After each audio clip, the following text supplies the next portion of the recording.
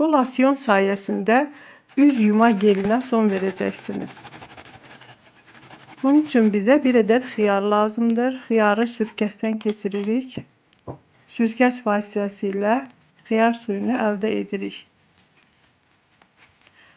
4 xörək qaşığı xiyar suyunu bir qaba tökürük.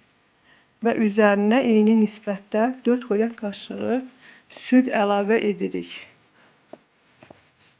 Və bu qarışımın üzərinə yenidən 1 çay qaşığı gliserin yağı əlavə edirik və yaxşı qarışdırırıq. Sonra isə bu qarışımı bir qaba tökürük və bu lasyonu 3 gün ərzində istifadə etmək olar.